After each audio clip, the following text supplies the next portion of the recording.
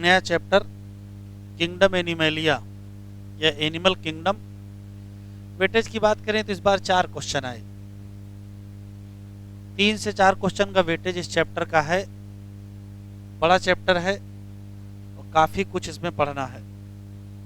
तो चैप्टर का नाम डालिए एनिमल किंगडम, और इंट्रोडक्शन में कुछ लिखा नहीं है कि millions of species of animal है जो क्लासीफाई की गई है एनिमल किंगडम में। इसकी जो मेन हेडिंग है वह है बेसिस ऑफ क्लासिफिकेशन। तो चैप्टर का नाम डालिए, हेडिंग डालिए basis of classification.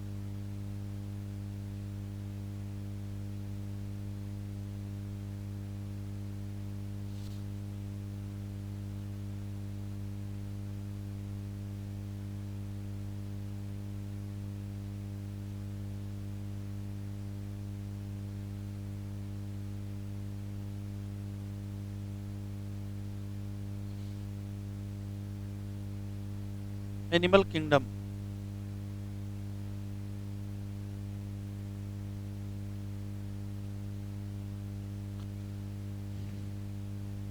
Main heading है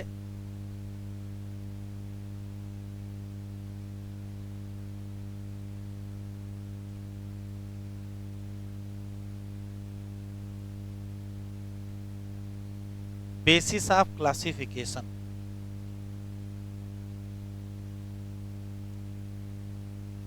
क्लासिफिकेशन के बहुत सारे आधार हैं। पहला इसमें इस हेडिंग के अंदर पहली हेडिंग है level of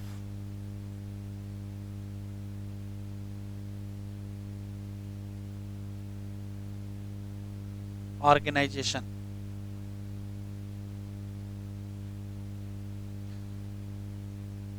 level of organisation शब्द का मतलब यह है कि किसी पर्टिकुलर एनिमल की जो बॉडी है वो उसका ऑर्गेनाइजेशन कैसा है। देखिए कैसा हो सकता है कि किसी पर्टिकुलर एनिमल की बॉडी केवल एक सेल की बनी हो। तो अगर एक ही सेल की बनी है तो उसी एक ही सेल को सारा काम करना पड़ेगा। उसी एक सेल को डाइजेशन, उसी को रेस्पिरेशन, उसी को सर्कुलेशन, एक्सक्रीशन, रिप्रोडक्शन सारा एक काम एक ही सेल करेगी। हो सकता है कि किसी पर्टिकुलर एनिमल में एक सेल की जगह ज़्यादा सेल मिल जाए तो उसको ग्रुप ऑफ सेल कहोगे। अब जब ग्रुप ऑफ सेल बना हो जाएगा तो अलग अलग ग्रुप अलग अलग काम करने लगेंगे, तो कुछ काम का बंटवारा हो जाएगा। फिर हो सकता है टिश्यू बन जाए तो अलग अलग टिश्यू अलग अलग काम करने लगेगा। फिर 2 या 2 से ज़्यादा टिश्यू मिल करके आर्गन बन जाएंगे, अलग अलग आर्गन अलग अलग काम करने लगेगा। फिर कई आर्गन मिल करके एक सिस्टम बना लेंगे और अलग सिस्टम अलग काम करेगा। तो जैसे जैसे आप नज़र डालोगे एनिमल किंगडम पर, बॉडी में कॉम्प्लेक्सिटी बढ़ती है। पहले हो सकता है कि ऑर्गेनाइजेशन सेल के लेवल पर हो, सेल के बाद हो सकता है मल्टी सेलुलर स्थिति मिल जाए, मतलब ग्रुप ऑफ सेल मिल जाए। हो सकता है कि उसके बाद टिश्यू ऑर्गेनाइजेशन मिल जाए, फिर आर्गन ऑर्गेनाइजेशन हो जाए और फिर आर्गन सिस्टम हो जाए। ऑर्गेनाइजेशन जैसे जैसे कॉम्प्लेक्स होता है वैसे वैसे बेहतर काम का बंटवारा होता है। पहले सारा काम अकेली एक ही सेल करेगी, फिर ग्रुप ऑफ सेल बनेंगे तो ग्रुप ऑफ सेल अलग अलग काम करने लगेंगे, फिर टिश्यू बनेंगे तो अलग टिश्यू अलग काम करने लगेगा, फिर अलग आर्गन अलग काम करने लगेगा, फिर अलग सिस्टम अलग काम करने लगेगा। तो जैसे जैसे हम लोग इधर से इधर की तरफ बढ़ते हैं, कॉम्प्लेक्सिटी कॉम्प्लेक्सिटी होती जाएगी। और कॉम्प्लेक्सिटी का पर्पस ये क्या है कि डिवीजन ऑफ लेबर मिलेगा।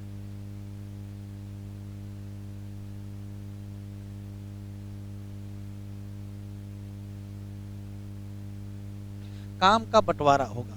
अब कौन सा ऑर्गेनाइजेशन किसमें होता वो हमको याद होना चाहिए। तो पहला है सेलुलर। एनसीईआरटी में ए सेलुलर वाला दिया नहीं, लेकिन आप याद रखिएगा ये भी होता है। ए सेलुलर ऑर्गेनाइजेशन, ए सेलुलर का मतलब एक सेल, और ए सेलुलर ऑर्गेनाइजेशन हमको प्रोटोजोआ में मिलेगा। वो अलग बात है कि प्रोटोजोआ एनिमल किंगडम में नहीं है, प्रोटोजोआ प्रोटिस्टा में है। दूसरा मिलेगा सेलुलर।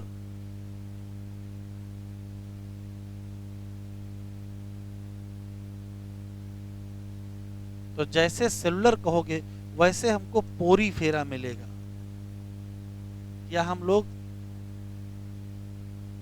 स्पंज कहेंगे। फिर तीसरा आएगा टिश्यू ऑर्गेनाइजेशन।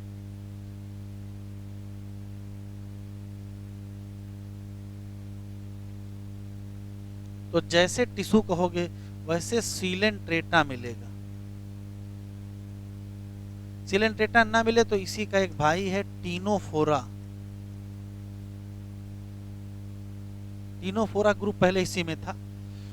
फिर चौथा मिलेगा आर्गन, ऑर्गेनाइजेशन। और आर्गन हमको मिलेगा प्लेटी हेलमिंथ में। प्लेटी हेलमिंथ में ही अकेले नहीं मिलेगा, प्लेटी हेलमिंथ के ऊपर सब में मिलेगा, एंड एबव। अब ऊपर एस्केलमेंथ है, एनलिडा है, आर्थ्रोपोडा है, मोलस्का है, कांड्रोमेटा, कार्डेटा सब में मिलेगा। फिर पांचवा आ जाएगा आर्गन सिस्टम ऑर्गेनाइजेशन। एनसीईआरटी में लिखा है एनिलिडा से एबव। तो एनलिडा से एबव का मतलब एनलिडा, आर्थ्रोपोडा, मोलस्का, कांड्रोमेटा और कार्डेटा। बस दो स्पेशल याद रखोगे। एक याद रखोगे प्लेटी हेलमिंथ। एनसीईआरटी में एक पीछे टेबल बनी हुई है, जब चैप्टर कंप्लीट हुआ तो टेबल बनी हुई है।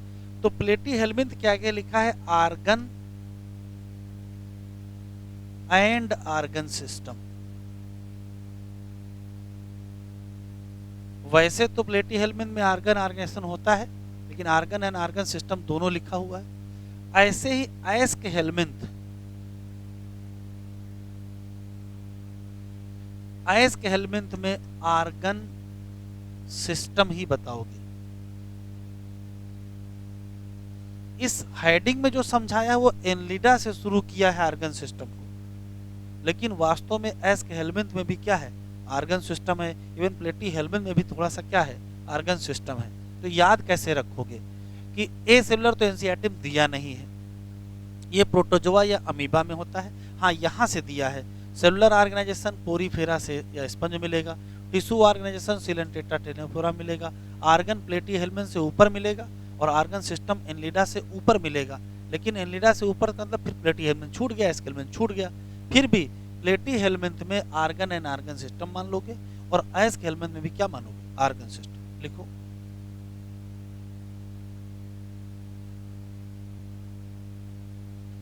दो तीन क्वेश्चन और हैं। जैसे स्पंज में क्या हुआ है, तो स्पंज में सेल एग्रीगेट हो गए हैं लूज एग्रीगेट के फॉर्म में, बस डिवीजन ऑफ लेबर मिल गया, मतलब अलग अलग ग्रुप अलग अलग काम। फिर सिलेंट्रेटा में क्या हुआ है, तो ऐसी कोई भी सेल जो एक जैसा काम कर रही होंगी वो एग्रीगेट करके टिश्यू बना लेंगे। एक और, जितने लोगों में आर्गन सिस्टम है जैसे, या जितने लोगों में आर्गन है, जैसे प्लेटी हेलमिंथ में भी आर्गन है, आर्गन सिस्टम जैसा कुछ दिख रहा है, एनलिडा में भी, आर्थ्रोपोडा, मोलस्का, कांड्रोमेटा, कार्डेटा सब में है। तो क्या सबका आर्गन सिस्टम एक जैसा होता है? ऐसा भी नहीं होता है। आर्गन सिस्टम की भी कॉम्प्लेक्सिटी इंक्रीज होती है। जैसे एग्जाम्पल दो दिए यहाँ पर। अगर हम डाइजेस्टिव सिस्टम की बात करेंगे तो सिंपल डाइजेस्टिव सिस्टम हमको मिलेगा प्लेटी हेलमिंथ में। सिंपल डाइजेस्टिव सिस्टम की खास बात है कि एलिमेंट्री कैनाल में केवल एक ही ओपनिंग होगी, चाहे उसको माउथ मान ले चाहे उसको एनस मान ले। लेकिन जैसे हम थोड़ा बेहतर में जाएंगे कॉम्प्लेक्स में, जैसे एस्क हेलमिंथ से स्टार्ट होगा, तो चाहे एस्क हेलमिंथ हो, एनलिडा हो, आर्थ्रोपोडा हो, मोलस्का, एकाउंडोमेटा और कार्डेटा, इन सब में कॉम्प्लेक्स डाइजेस्टिव सिस्टम होगा और जिसमें दो ओपनिंग होंगी, एक माउथ होगा और एक एनस होगा। ऐसे ही सर्कुलेटरी सिस्टम भी है। सर्कुलेटरी सिस्टम भी सबका एक जैसा नहीं है, थोड़ा थोड़ा चेंज है। जैसे ओपन सर्कुलेटरी सिस्टम, इसमें हार्ट के द्वारा ब्लड पंप किया जाएगा, ओपन स्पेस में चला जाएगा और जितने भी टिश्यू या आर्गन होंगे वो सीधे ब्लड में भीगे हुए होंगे, लेकिन क्लोज वाले में क्या होता है, हार्ट के द्वारा पंप किया गया ब्लड एक नेटवर्क ऑफ वेसल में घूमता रहता है। तो ओपन वाले भी अलग हैं, क्लोज वाले भी अलग हैं। ओपन और क्लोज की एग्जाम्पल यहाँ नहीं लिखना है वो, क्योंकि हम लोग सर्कुलेटरी सिस्टम में प्रॉपर लिख चुके हैं। कहने का मतलब है जो आर्गन सिस्टम है वो सबका एक जैसा नहीं है, उसमें भी कुछ ना कुछ कॉम्प्लेक्सिटी मिलती है। तो 3-4 पॉइंट और लिख लीजिए।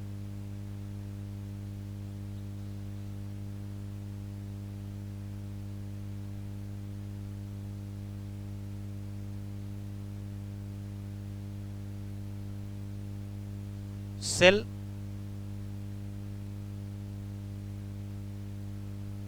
Arrange as loose aggregate and so division of labor।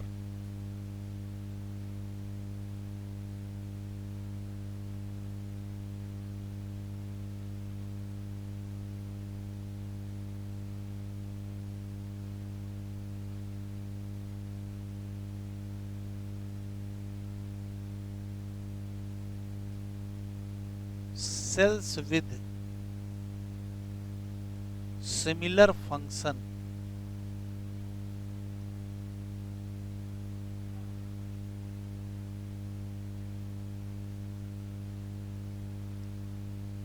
arranged to make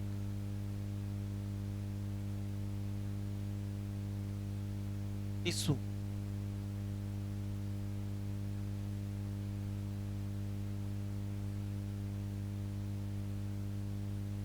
organ system of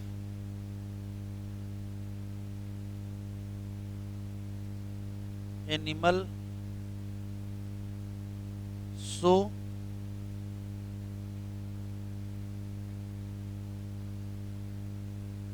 complex in structure। कैसे,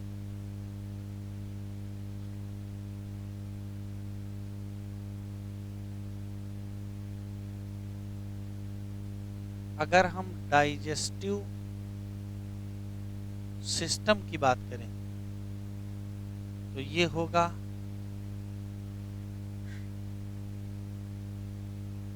सिंपल डाइजेस्टिव सिस्टम। खास बात, only one opening as mouth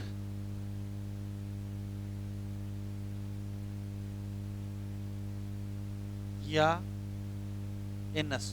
और ये कई बार एग्जाम में आ चुका है कि सिंगल ओपनिंग वाले एग्जाम्पल बताओ, तो एग्जाम्पल देंगे प्लेटी helminth.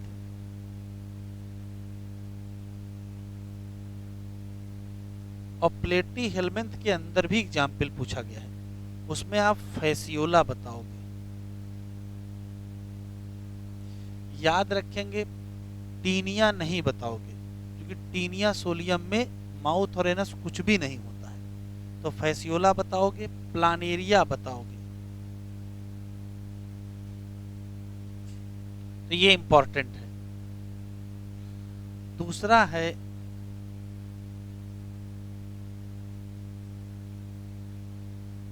Complex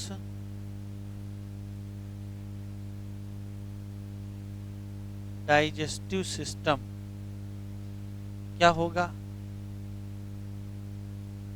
with two opening, दो ओपनिंग होंगी।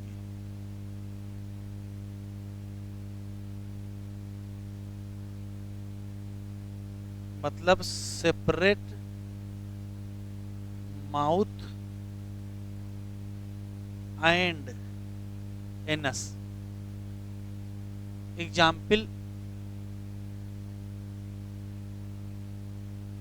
एग्जाम्पल आयस्क हेलमिंथ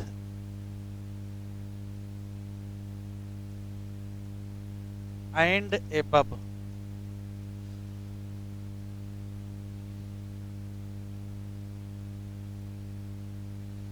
पहली बात तो आपको 10 फाइलम के नाम परमानेंट याद होने चाहिए, बार बार वो लिखे जाएंगे।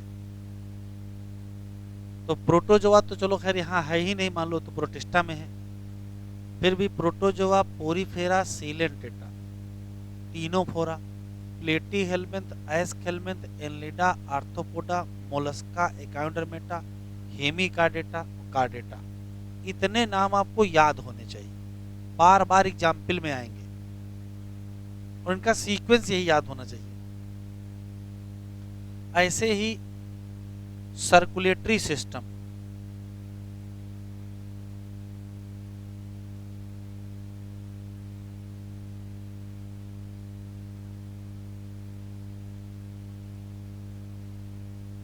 सर्कुलेटरी सिस्टम भी दो टाइप का होता है।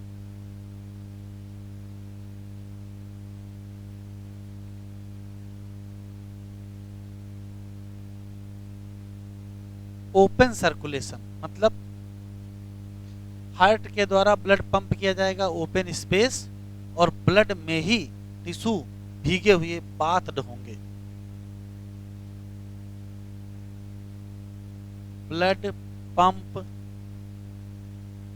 बाई हार्ट इन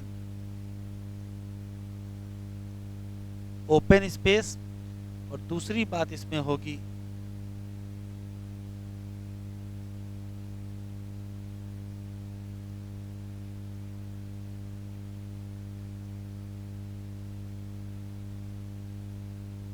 टिश्यू या organ bathed in blood.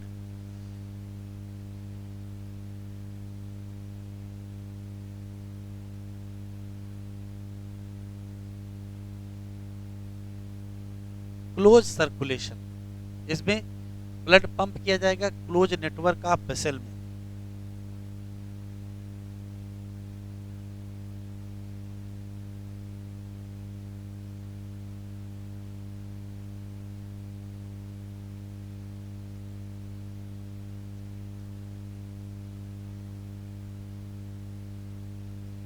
Close network of vessel.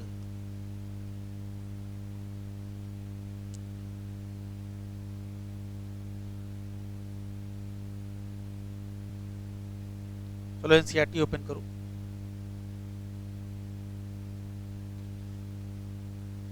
पढ़ लेते हैं पूरा। When you look around, you observe different animal with different structure and form.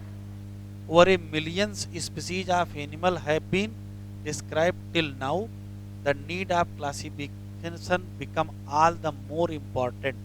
Classification help in assigning the systematic position of newly described species.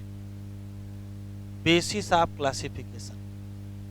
In spite of differences in structure and form of different animal, there is a fundamental feature common to various individuals in relation to arrangement of cell, body symmetry, nature of coelom, pattern of digestive, circulatory, reproductive system.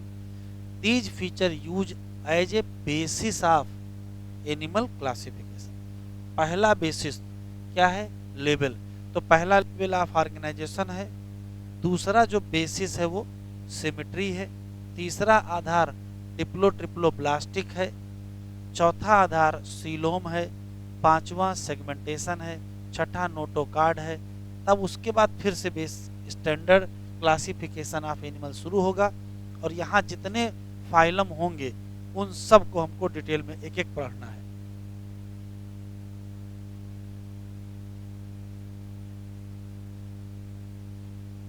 Level of organisation. सभी member of Animalia kingdom are multicellular. इसका मतलब है इसने protozoa को छोड़ दिया क्योंकि वो प्रोटिस्टा के चले गए। All of them do not exhibit same pattern of organisation. सब में सेम पैटर्न नहीं होगा। जैसे यहाँ स्टिक करो, स्पंज में क्या है, सेल कुछ इस प्रकार से अरेंज है कि क्या बन गया, लूज एग्रीगेट, और इसको कहोगे क्या, सेलुलर लेवल ऑफ ऑर्गेनाइजेशन। यहाँ कुछ ना कुछ क्या मिलेगा, डिवीजन ऑफ लेबर। लेकिन जैसे सिलेंट्रेटा में जाएंगे अरेंजमेंट ऑफ सेल थोड़ा सा कॉम्प्लेक्स हो जाएगा। क्या? ऐसी जितनी भी सेल होंगी जो सेम फंक्शन करती होंगी वो क्या बना लेंगी? टिश्यू। तो कहोगे क्या? Tissue level of organisation. जैसे ही हायर लेवल ऑफ ऑर्गेनाइजेशन में जाओगे, कौन सा? Organ level. कहाँ मिलेगा? Member of platyhelminth and other higher, मतलब प्लेटी हेलमिंथ से ऊपर तक जाओगे, जहाँ क्या होता है? तो टिश्यू इकट्ठा होकर के क्या बना लेता है? ऑर्गन बना लेता है। सबके अपने अपने काम होता है। फिर लिखा है इन एनिमल लाइक। यहाँ देखो एनलिडस शुरू किया है, तो शुरू जरूर एनलिडस किया है, लेकिन है बाकियों में भी, एनलिडा में, आर्थ्रोपोडा में, मोलस्का,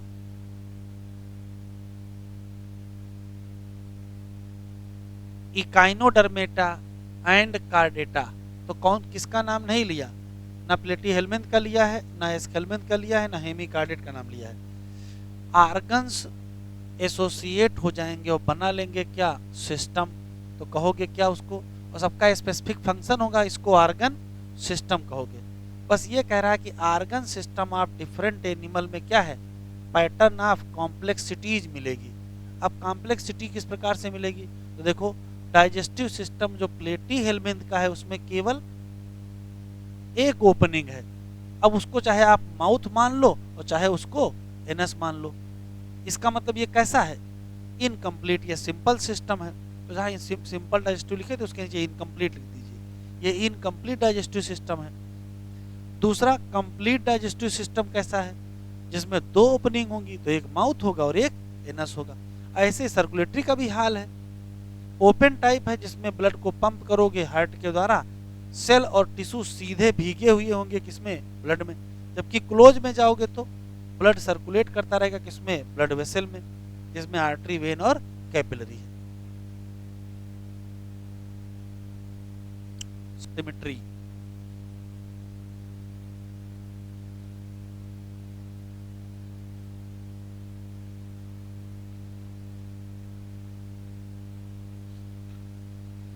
अगर हम सिमेट्री की बात करेंगे तो सिमेट्री का मतलब पहले आप समझ लीजिए क्या है। जैसे मान लेते हैं कि ये कोई एनिमल है, मान लेते हैं कोई एक एनिमल है, चलो फोनी है, कोई बात नहीं। तो ध्यान से सुनिएगा, इस एनिमल के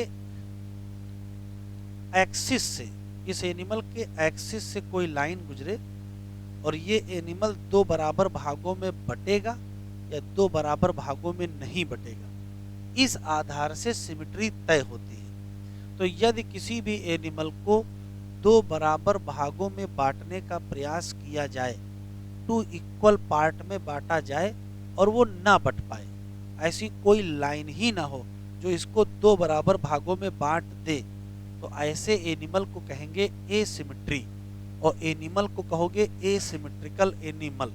फिर से सुन लेते हैं। किसी भी एनिमल की सिमेट्री तय करने का सिर्फ एक आधार है, यदि उस एनिमल को टू इक्वल हाफ में बांटने का प्रयास किया जाए और वो टू इक्वल हाफ में डिवाइड है या डिवाइड नहीं है, इसी आधार से सिमेट्री तय होती है। यदि टू इक्वल हाफ में डिवाइड हो जाए तो कुछ और कहेंगे, और नहीं होगा तो कुछ और कहेंगे।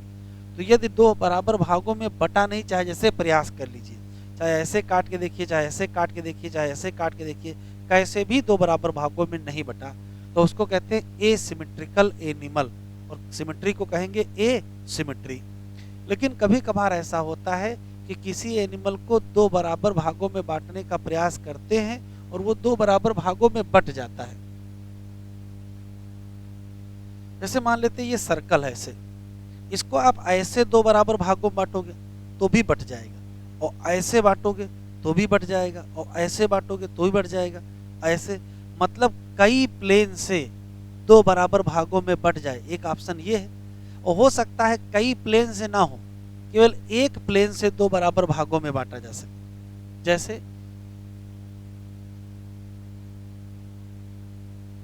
जैसे कॉपी है, इसको दो बराबर भागों में बांटना चाहते हो तो ये प्लेन सबसे बेहतर प्लेन होगा, दो बराबर भागों में बट जाएगा। तो ध्यान से सुनेंगे, यदि किसी एनिमल को दो इक्वल हाफ में बांटने का प्रयास करें और वो ना बट पाए किसी भी प्लेन से, तो वो एसिमेट्रिकल। दो बराबर भागों में बांटने का प्रयास करे और दो बराबर भागों में बट जाए किसी भी प्लेन से, ढेर सारे प्लेन से बट जाए, उसको कहते हैं रेडियल सिमेट्री, और एनिमल को कहते हैं रेडियली सिमेट्रिकल एनिमल। फिर आता है किसी एनिमल को दो बराबर भागों में केवल एक प्लेन में, जैसे हम लोगों को दो बराबर भागों में तो ऐसे ही केवल बांट सकते हो, ऐसे बांटोगे तो नहीं बटेगा, केवल यही एक प्लेन है। दो बराबर भागों में केवल एक प्लेन से बांटो, जब एक प्लेन बांटोगे तो एक राइट पार्ट हो जाएगा और एक लेफ्ट पार्ट हो जाएगा, इसको कहते हैं बाईलेटरल सिमेट्री। तो सिमेट्री हो गई तीन, ए सिमेट्री, रेडियल सिमेट्री और बाईलेटरल सिमेट्री। बस फिर एग्जाम्पल हमको याद रखना है। ए सिमेट्री में दो एग्जाम्पल आते हैं, प्रोटोजोआ और पोरीफेरा या स्पंज। रेडियल सिमेट्री में सीलेंट्रेटा आता है, उसी का भाई टीनोफोरा आता है और इकाइनोडर्मेटा, और बाकी जितने बचे वो सब किस में आते हैं, बाईलेटरल। लिखो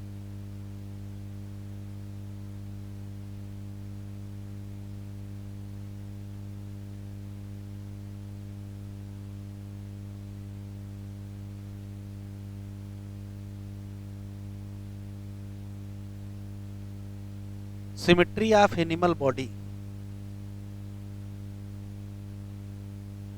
पहला है एसिमेट्री,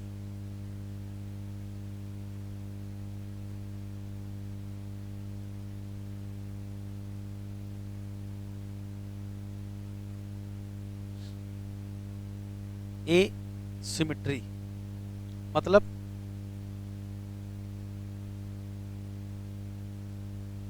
एनिमल कैन नॉट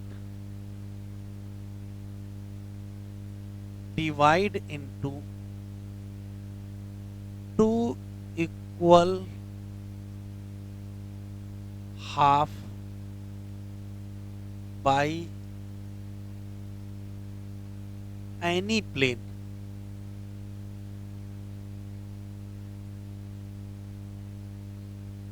ऐसे एनिमल को कहते हो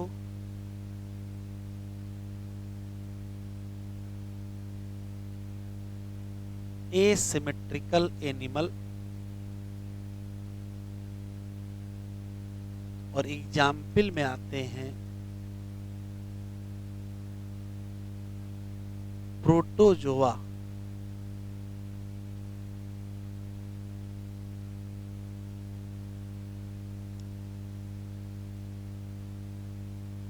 एंड पोरीफेरा, स्पंज भी कह सकते हो।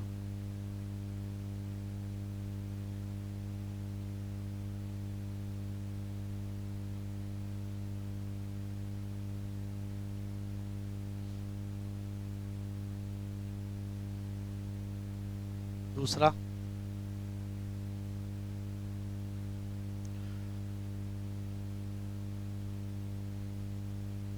रेडियल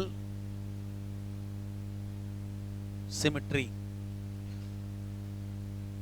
ऐसा कोई भी animal that can divide into two equal half by any plane pass through central axis. कोई प्लेन जो सेंट्रल एक्सिस से पास होता हो और वो दो बराबर भागों में बांट दे, तो ऐसे एनिमल को कहते हो रेडियली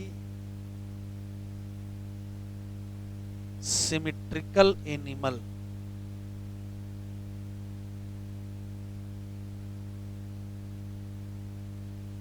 और एग्जाम्पल सीलेंट्रेटा, टीनोफोरा।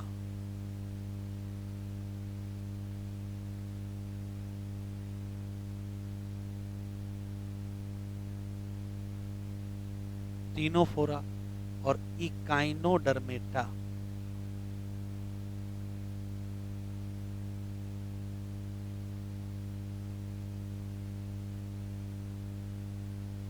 फिर आएगा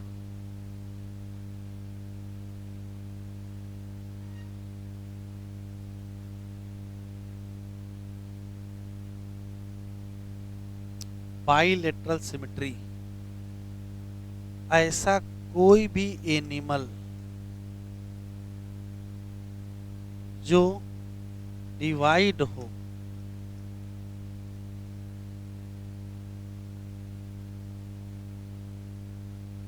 to equal half,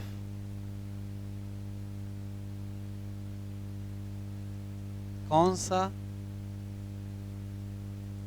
right and left part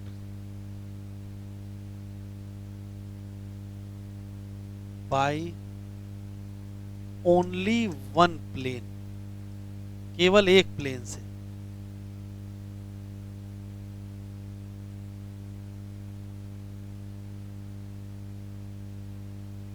तो केवल राइट और लेफ्ट में ही बट पावे, ऐसे एनिमल को कहते हैं बाइलेटरली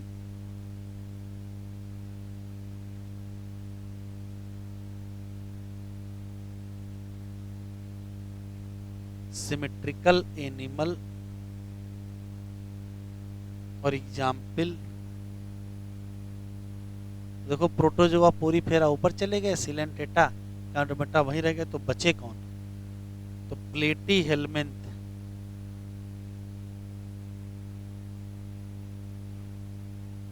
आयस्क हेलमिंथ,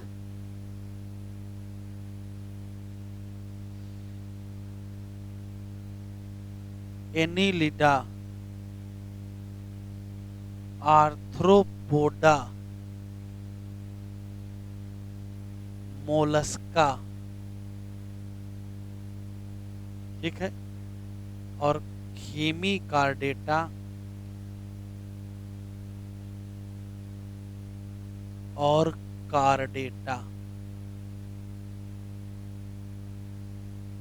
यहां नोट याद रखना है।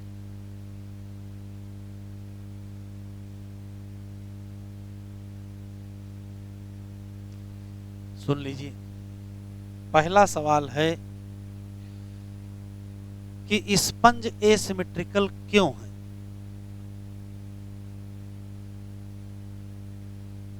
डिवाइड क्यों नहीं होता है?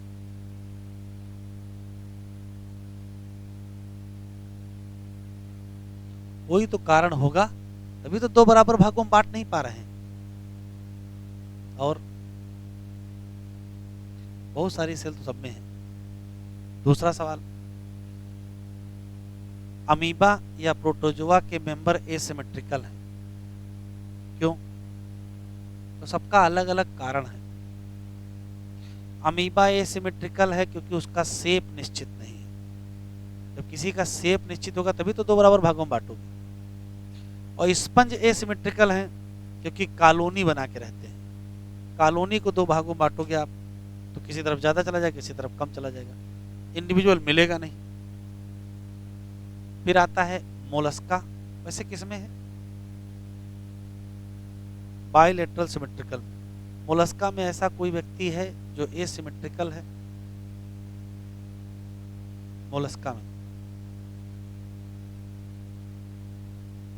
मोलस्का में कोई ऐसा व्यक्ति है जो एसिमेट्रिकल है?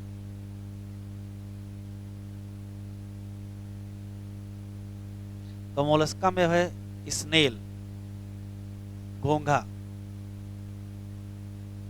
उसका हिस्सा पीछे का घूमा रहता है ना, इस फिनोमेना को टार्सियन कहते हैं। तो स्नेल ऑफ मोलस्का एसिमेट्रिकल होते हैं, सब एक्सेप्शन है। ऐसे एकांड्रोमेटा है, एकांड्रोमेटा का जो लार्वा है वो बाइलेटरल होता है और एडल्ट रेडियल। तो चार अलग से बातें याद रखोगे। अमीबा एसिमेट्रिकल है क्योंकि शेप उसका निश्चित नहीं है। स्पंज एसिमेट्रिकल है क्योंकि कॉलोनियल हैबिट है। स्नेल एसिमेट्रिकल है क्योंकि टॉर्सियन होता है।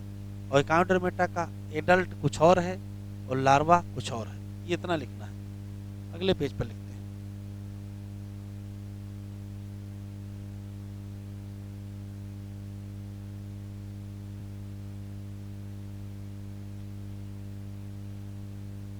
लिख लीजिए।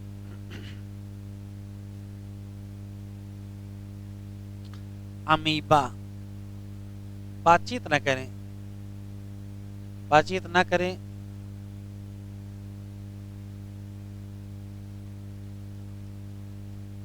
अमीबा एसिमेट्रिकल है। क्यों?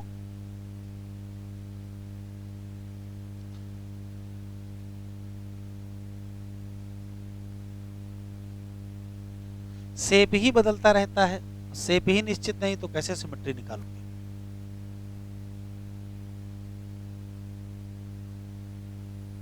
स्पंज भी एसिमेट्रिकल है।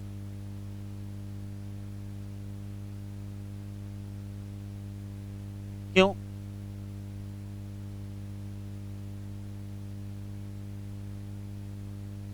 ग्रीगेरियस हैबिट, ये क्या है? लाइव इन ग्रुप या कॉलोनी। कॉलोनी कैसे बांटोगे? तीसरा स्नेल,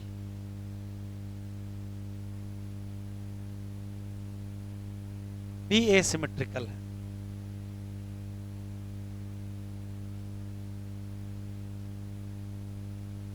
कारण टॉर्सियन,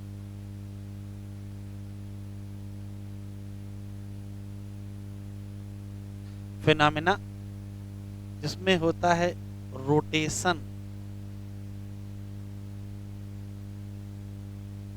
ऑफ पोस्टीरियर पार्ट। जब पार्ट रोटेट हो जाएगा 180 डिग्री तो फिर कैसे बांट पाओगे दो बराबर भागों? इकाइनोडर्मेटा,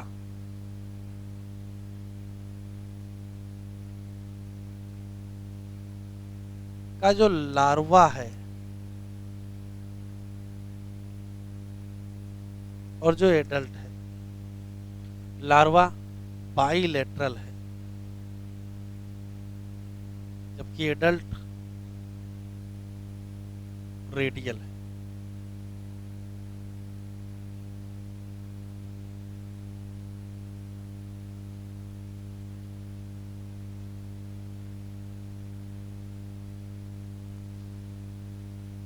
एनिमल को कैटेगराइज किया गया है on basis of their symmetry. Sponge asymmetrical हैं। क्यों? देखा, एनी प्लेन जो उसके सेंटर से पास होता हो वो नहीं डिवाइड कर पाएगा इसको दो बराबर हाफ में। लेकिन अगर any plane passing through the central axis of body divide into two identical half, तो नाम क्या दोगे? सीलेंट्रेटा मिलेगा, टीनोफोरा मिलेगा, इकाइनोडर्मेटा। एनिमल जैसे एनलिडा है, आर्थ्रोपोडा, ईटीसी लिख दिया है। ईटीसी बहुत सारे लोग हैं। बॉडी डिवाइड हो जाएगी identical left and right half. यहां क्या लिखा है? तो नाम क्या दोगे? बाइलेटरल। डायग्राम देख लो, ये क्या है? ये हाइड्रा है तो रेडियल सिमेट्री, और ये केकड़ा है, कौन सा? Bilateral symmetry. अभी बताएंगे। डिप्लो एंड ट्रिप्लोब्लास्टिक,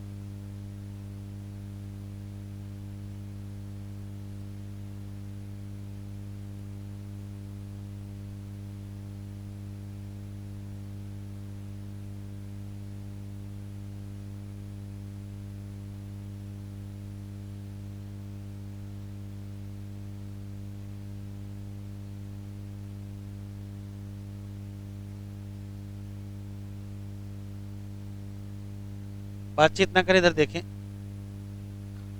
जब किसी एनिमल का एम्ब्रायोनिक डेवलपमेंट होता है तो चेन कुछ ऐसी होती है। पहले जाइगोट बनता है, फिर मारुला बनता है, ब्लास्टुला बनता है,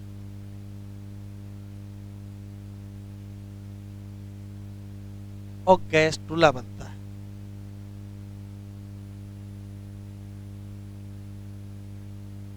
अगर गैस्ट्रुला के स्ट्रक्चर को देखेंगे तो ये कुछ इस टाइप का स्ट्रक्चर होता है और गैस्ट्रुला में 3 लेयर पाई जाती है। Ectoderm, mesoderm, endoderm. इसके अंदर एक कैविटी होती है, इसको आर्केंट्रान कहते हैं और इसकी ओपनिंग को, ये जो ओपनिंग है इसको ब्लास्टोपोर कहते हैं। सुन लीजिए, तो जब कभी किसी एनिमल के एम्ब्रायोनिक डेवलपमेंट पर आप नजर डालेंगे तो एम्ब्रायोनिक जर्म लेयर दिखाई पड़ेगी। यदि किसी एनिमल में एम्ब्रायोनिक जर्म लेयर केवल 2 पाई जाए, तो जैसे 2 पाई जाएंगी तो बाहर एक्टोडर्म होगा, अंदर एंडोडर्म होगा, बीच में मीजोडर्म नहीं होगा, तो उनको हम कहेंगे क्या, डिप्लोब्लास्टिक। लेकिन ऐसा भी हो सकता है कि एम्ब्रायोनिक जर्म लेयर तीनों हो, बाहर एक्टोडर्म हो, अंदर एंडोडर्म हो, बीच में मीजोडर्म हो, तो 3 हो जाएंगे तो क्या कहोगे, ट्रिप्लोब्लास्टिक। एक क्वेश्चन तो ये है। फिर दूसरा सवाल ये है कि जिनमें मीजोडर्म नहीं होगी, एक्टो और एंडो के बीच, उसमें होगा क्या, तो एक्टो और एंडो के बीच एक नई लेयर आती है जिसका नाम मीजोग्लिया होता है।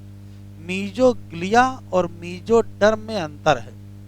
मीजोग्लिया अनडिफरेंशिएटेड लेयर होती है, ये नॉन सेलुलर लेयर होती है। फिर से बोलते हैं, mesoglea undifferentiated non cellular layer होती है, जबकि मीजोडर्म डिफरेंशिएटेड सेलुलर लेयर होती है। तो जिसमें मीजोग्लिया होगी वो डिप्लोब्लास्टिक और जिसमें मीजोडर्म होगा वो triploblastic.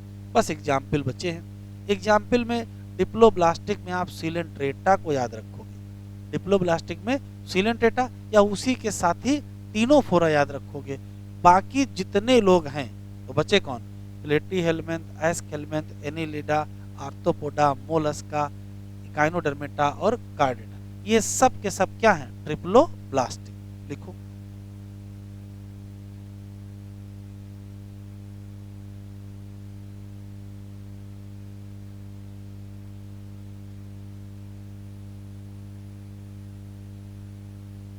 Diploblastic animal have 2 embryonic layer. कौन सी, outer ectoderm, inner endoderm. 2 embryonic layer, outer ectoderm and endoderm, और उसके साथ मिडिल में मीजोग्लिया जो कि नॉन सेलुलर लेयर है या अनडिफरेंशिएटेड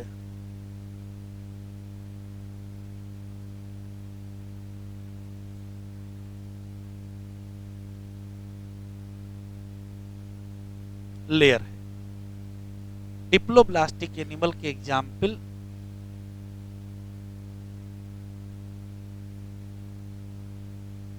सीलेंट्रेटा, टीनोफोरा। अच्छा, अगर सीलेंट्रेटा टीनोफोरा दोनों ना मिले तब, तो याद रखेंगे पोरीफेरा भी लगा देंगे। लेकिन पोरीफेरा तभी लगाएंगे जब आपको क्या ना मिले, ऑप्शन ना मिले।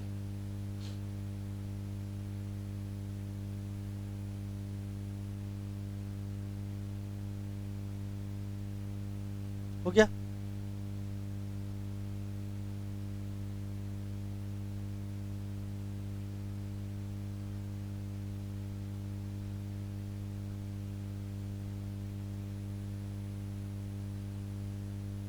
ट्रिप्लोब्लास्टिक एनिमल, पहले से पता हैव 3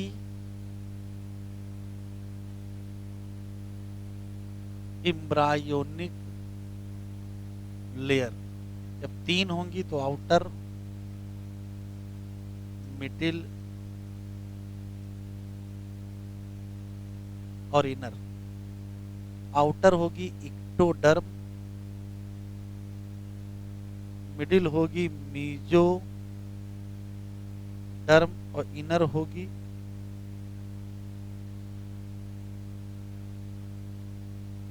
एंडोडर्म। बस मीजोडर्म सेलुलर होगी। फिर एग्जाम्पल आ जाएंगे। एग्जाम्पल में जितने बचे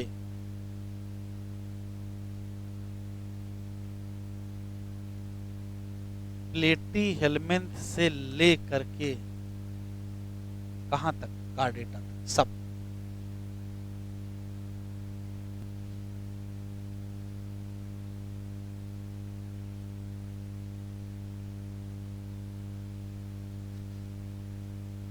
ऐसे कोई भी एनिमल जिसमें सेल अरेंज हो, किसमें, 2 एम्ब्रायोनिक लेयर, तो बाहर क्या, एक्टो, और अंदर क्या, एंडो, तो नाम क्या, डिप्लो। एग्जाम्पल, बस ये क्या लिखा है, अनडिफरेंशिएटेड लेयर, नाम मीजोग्लिया, प्रेजेंट बिटवीन एक्टो और एंडो। लेकिन ऐसे एनिमल जिसमें डेवलपिंग एम्ब्रायो में तीसरी जर्मिनल लेयर, कौन सी, बिटवीन एक्टो एंड एंडो, तो नाम रख दोगे क्या, प्लेटी हेलमेन से लेकर के कार्डेटा तक सब। डायग्राम जरा देख लो, ये डायग्राम बना है। बस कैसे पहचानोगे, देखो ये बीच का जो ये एरिया है, ये वाला, ये जो एरिया दिख रहा है, यहाँ कोई सेल नहीं दिख रही है, बस इसी से पहचान लीजिएगा। अगर ये डायग्राम बन के आ जाए, आपसे पूछे बताओ डिप्लो है कि ट्रिप्लो, तो आप कहेंगे ये डिप्लोब्लास्टिक है, क्योंकि यहाँ सेल नहीं है। अच्छा यहाँ देखो, ये सेल, यहाँ भी सेल, यहाँ भी सेल दिख रही है ना, तो अगर यहाँ सेल दिख गई बीच में, इसका मतलब ये मीजोडर्म है। अगर मीजोडर्म है तो फिर क्या हो जाएगा, ट्रिप्लोब्लास्ट। तो डायग्राम कोई भी आ सकता है, या एक डायग्राम दे देंगे, या ये डायग्राम दे देंगे, आपसे पूछ लेंगे कौन है, तो आराम से पहचानोगे। यहाँ देखिए सेल नहीं दिख रही है, तो क्या है, डिप्लोब्लास्टिक। और यहाँ देखो सेल दिख रही है, इसका मतलब बाहर सेल है, अंदर सेल है, बाहर सेल है, अंदर सेल है, कोई दिक्कत नहीं, सारा खेल बीच में है। बीच में अगर सेल है तो डिप्लो की ट्रिप्लो, ट्रिप्लो, और बीच में अगर सेल नहीं है तो डिप्लो। बस ये पहचानिएगा, डायग्राम कोई आ सकता है एग्जाम में। सीलोम,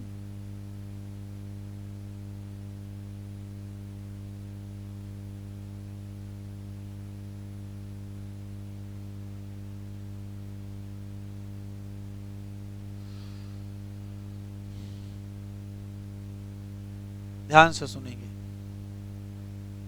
ऐसा कोई भी एनिमल जिसमें बॉडी कैविटी पाई ही ना जाए, एब्सेंट हो जाए, तो जैसे एब्सेंट हो जाएगा हम कह देंगे एसिलोमेट एनिमल। इसका केवल एक एग्जाम्पल आंसर देंगे क्या, प्लेटी हेलमेन। फिर बॉडी कैविटी पाई जाए, जब बॉडी कैविटी पाई जाएगी तो 2 टाइप की स्थितियां, बॉडी कैविटी है लेकिन असली बॉडी कैविटी नहीं है, फॉल्स बॉडी कैविटी है। जैसे ही फॉल्स बॉडी कैविटी होगी उसको कहेंगे स्यूडोसिलोम या स्यूडोसिलोमेट एनिमल। एक एग्जाम्पल कौन सा, आयस्क हेलमेन। ऐसे एनिमल जिनमें बॉडी कैविटी पाई भी जाए और ट्रू बॉडी कैविटी पाई जाए, उनको हम लोग कहेंगे सिलोमेट एनिमल या यूसिलोमेट एनिमल। और इसमें कितने, जितने बचे, तो बचे कौन, एनिलिडा से शुरू करोगे और कहां तक जाओगे, कार्डेटा तक। हमको सिर्फ ये समझ में आना चाहिए कि कब हम किसी बॉडी कैविटी को फॉल्स कैविटी कहते हैं और कब हम किसी बॉडी कैविटी को ट्रू कहते हैं। तो सिर्फ एक लाइन का कॉन्सेप्ट है, ऐसी कोई भी बॉडी कैविटी जिसमें मीजोडर्म की लाइनिंग ना हो उसको फॉल्स कैविटी कहते हैं, और ऐसी कोई भी कैविटी जिसमें मीजोडर्म की लाइनिंग हो उसे कहते हैं ट्रू कैविटी। बस एक लाइन कॉन्सेप्ट है केवल, जिसमें नहीं है उसको तो बात ही खत्म करिए, जिनमें है, क्या लिख रहे हो, पेन रखो पहले नीचे, अभी जब लिखाएंगे तब नहीं लिखोगे। ऐसी कोई भी एनिमल जिसमें बॉडी कैविटी है ही नहीं, उनकी तो बात नहीं करेंगे। जो है उनमें देखेंगे बॉडी कैविटी है लेकिन मीजोडर्म की लाइनिंग नहीं है। इसका मतलब देख लीजिए क्या है। जैसे मान लेते हैं कि ये बॉडी वाल है, ये मान लेते हैं एलिमेंट्री कैनाल है, तो बीच में ये बॉडी कैविटी बची। तो बॉडी कैविटी में अगर इधर की तरफ मीजोडर्म की लाइनिंग मतलब बॉडी वाल के नीचे मिल जाए और एलिमेंट्री कैनाल के बाहर मिल जाए, ये यहां से यहां तक क्या है बॉडी कैविटी, बाहर भी मीजोडर्म है अंदर भी मीजोडर्म है। तो मीजोडर्म की लाइनिंग अगर मिल गई तो ये असली बॉडी कैविटी, और अगर मीजोडर्म की लाइनिंग नहीं मिली तो नकली बॉडी कैविटी। तो फिर मीजोडर्म कहां चली गई? मीजोडर्म भी तो थी, अभी पढ़े हो प्लेटी हेलमिंथ में भी मीजोडर्म है, आयस के हेलमिंथ में भी मीजोडर्म है, एनलिडा में भी मीजोडर्म है। प्लेटी हेलमिंथ बॉडी कैविटी बनी ही नहीं, आयस के हेलमिंथ बनी लेकिन नकली बनी। तो क्या मीजोडर्म कहीं गायब हो गई? गायब कहीं नहीं हुई। हुआ जानते हो क्या? मीजोडर्म की लाइनिंग की जगह, मीजोडर्म की लाइनिंग की जगह मीजोडर्म के पाउच मिल गए। तो ये तो आगे की बात है। तो कंक्लूसिव लाइनें स्पष्ट याद रखेंगे तभी गलती नहीं होगी। बॉडी कैविटी है नहीं, एसिलोमेर, बात खत्म। बॉडी कैविटी है लेकिन मीजोडर्म से लाइन नहीं है, तो मीजोडर्म कहाँ चले गए? मीजोडर्म पाउच के फॉर्म में मिल गए, स्कैटर्ड पाउच के फॉर्म में। तो उसका नाम क्या पड़ गया? स्यूडोसिलोम। और एनिमल का नाम स्यूडोसिलोमेट। एग्जाम्पल आयस्केलमन। फिर आया बॉडी कैविटी है भी और बढ़िया मीजोडर्म से लाइन भी है, बाहर भी मीजोडर्म अंदर भी मीजोडर्म। तो नाम क्या पड़ जाएगा? असली सिलोम, ट्रू सिलोम या यू सिलोम, और ऐसे कहेंगे सिलोमेट एनिमल। लिख लो।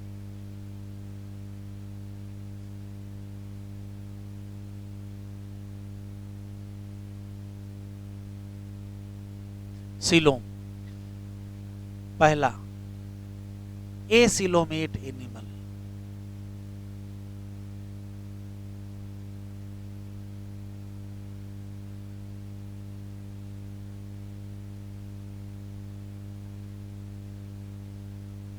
बॉडी कैविटी एब्सेंट या सीलोम एब्सेंट। अब जब है ही नहीं तो बात ही खत्म। एग्जाम्पल, एक ही एग्जाम्पल है, कौन?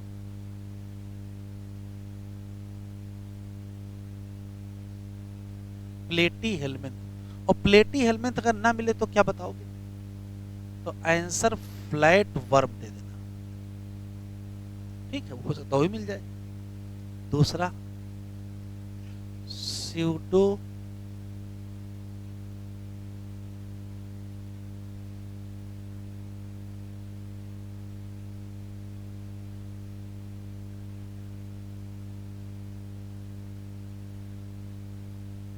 pseudocoelomate animal, body cavity present,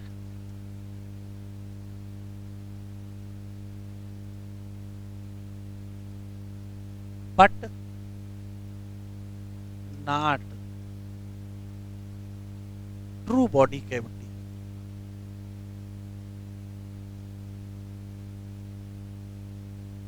तो अगर बॉडी कैविटी प्रेजेंट है तो कौन सी है? तो कहोगे फॉल्स कैविटी। और इसी फॉल्स कैविटी को कहते हैं स्यूडो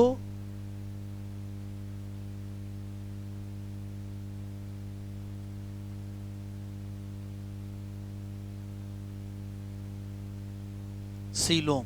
तो जो स्यूडोसिलोम जिनमें होगी उनका नाम स्यूडोसिलोमेट रखोगे। ये क्यों स्यूडोसिलोम है, इसके दो क्वेश्चन बताइए। पहला,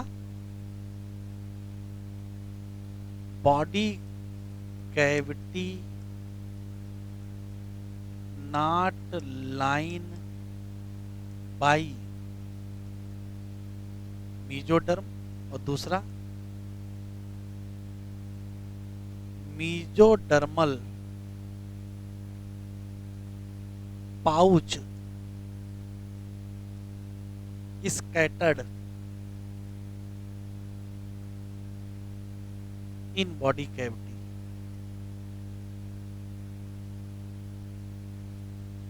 ठीक है, और इसके एग्जाम्पल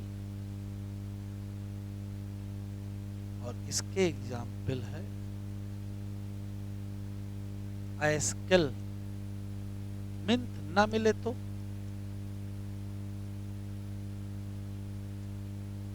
राउंड वर्म लगा लेना। तीसरा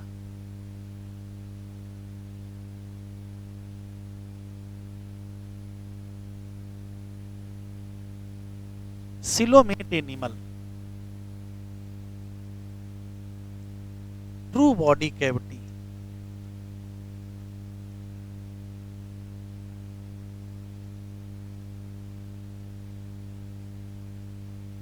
ट्रू बॉडी कैविटी प्रेजेंट होती है, और ट्रू बॉडी कैविटी को ही कहते क्या है, तो इसको सीलोम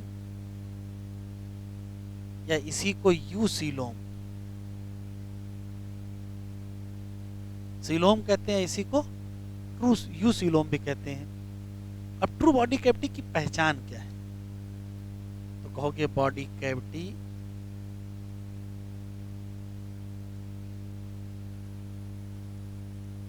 लाइन बाई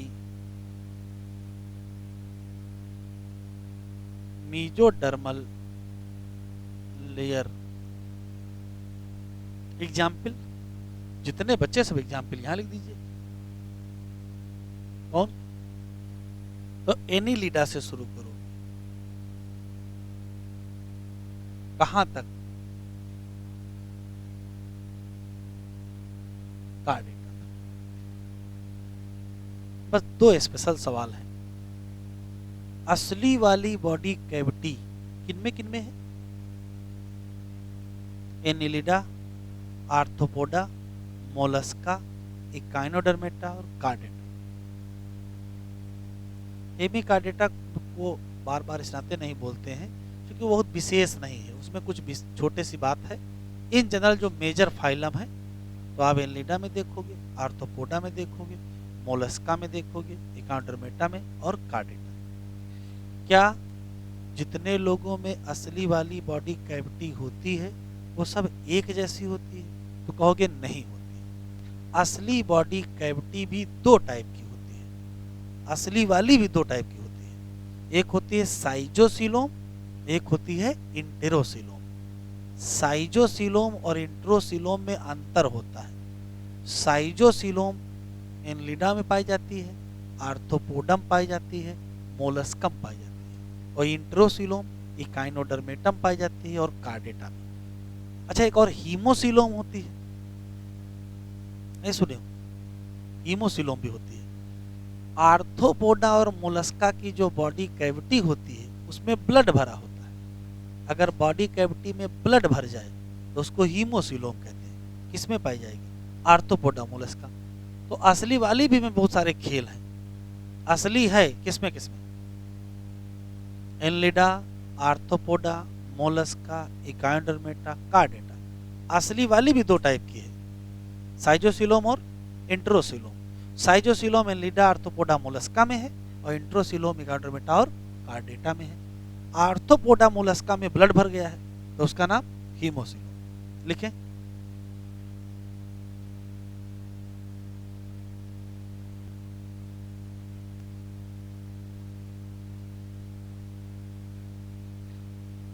यूसीलोम लिखते चले, दो टाइप की है।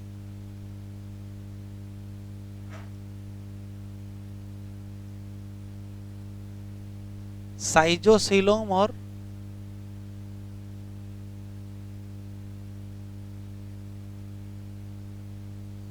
इंटेरोसीलोम। साइजोसीलोम मिलेगी 3 में, एनीलिडा में, आर्थ्रोपोडा में, मोलस्का में। और ये बच्चे किसमें,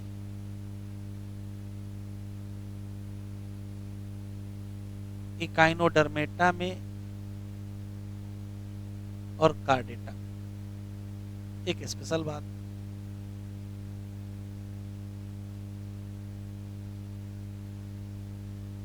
आर्थ्रोपोडा और मोलस्का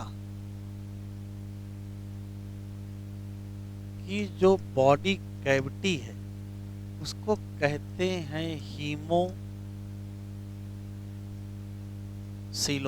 क्यों? Fill by blood.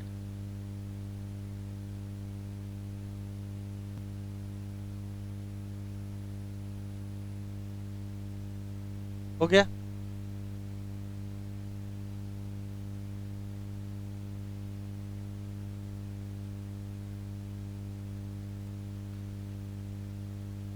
प्रेजेंस या एब्सेंस ऑफ सीलोम या body cavity between wall and gut is very important for classification. Body cavity जो कि लाइन हो, किससे? नाम, animal possessing coelom is called coelomate. जैसे एनलिडा है, मोलस्का है, आर्थ्रोपोडा है, कांडरमेटा है, कार्डेटा सब हैं। मतलब एनलिडा शुरू करो, कार्डेटा तक सब बोल डालो। सम एनिमल बॉडी कैविटी क्या लिखा है? Not line by mesoderm. तो मिलेगा क्या? Mesoderm is present in scattered pouch between ecto और एंडो। ऐसी बॉडी कैविटी का नाम, एनिमल का नाम। एग्जाम्पल, ऐसे एनिमल जिसमें बॉडी कैविटी हो ही ना, तो बात ही खत्म फिर। एसिलोमेट। कौन से? प्लेटीहेल्मिंथ। डायग्राम जरा देख लो, इधर देखो, ये एक्टोडर्म है, ये मीजोडर्म है, ये एंडोडर्म है, और ये गट है, एलिमेंट्री कैनाल। यहाँ कोई कैविटी दिखाई नहीं पड़ रही। तो जो ये डायग्राम है और जो ये डायग्राम है सेम बना है। यहाँ जो डायग्राम बना है वही डायग्राम यहाँ बना हुआ है। ध्यान रखिएगा, ये बॉडी कैविटी का कॉन्सेप्ट ट्रिप्लोब्लास्टिक से शुरू हुआ है। ट्रिप्लोब्लास्टिक में ही आपको बताना है, ट्रिप्लोब्लास्टिक में कौन एसिलोमेट है, ट्रिप्लोब्लास्टिक में कौन सीडोसिलोमेट है, और ट्रिप्लोब्लास्टिक में कौन सिलोमेट है। तो ये डायग्राम क्या है? ट्रिप्लोब्लास्टिक का है, लेकिन एसिलोमेट है। फिर देखो, यहाँ देखो एक्टोडर्म है, यहाँ एंडोडर्म है, ये गट है, ये जगह कौन सी है? Body cavity. लेकिन यहाँ लाइनिंग नहीं दिख रही है, यहाँ मीजोडर्म के पाउच दिख रहे हैं। तो डायग्राम में बढ़ा लीजिए, इनके नाम लिख दीजिए।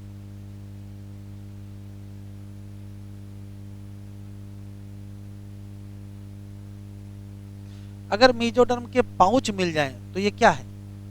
ये स्यूडोसिलोम।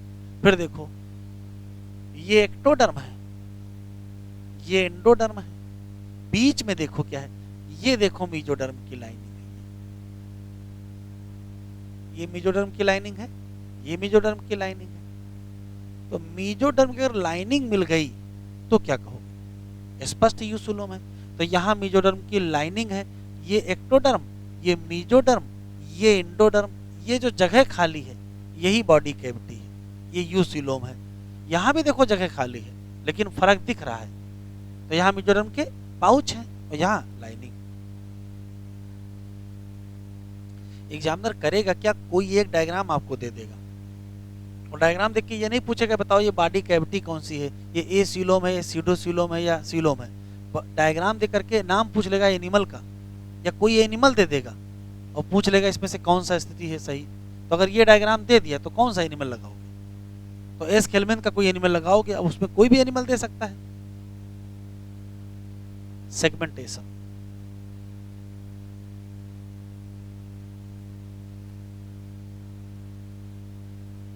पांचवा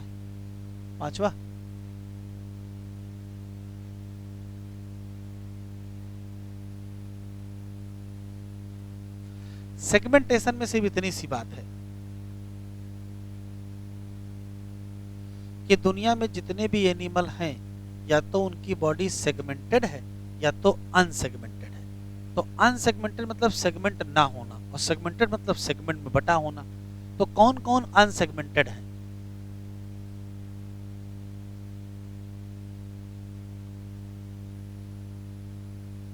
और कौन कौन सेगमेंटेड है?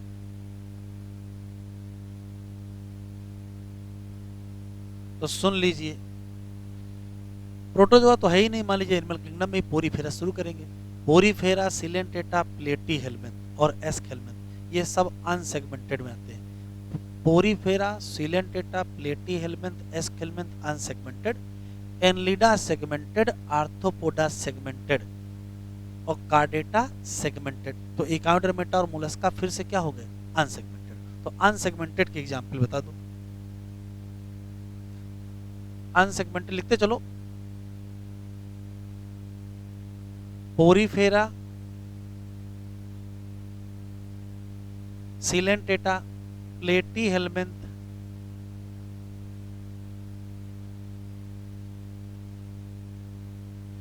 एस्केल्मिन्थ, बस किसको छोड़ देना है, एनलिडा आर्थ्रोपोडा छोड़ देना है, मोलस्का,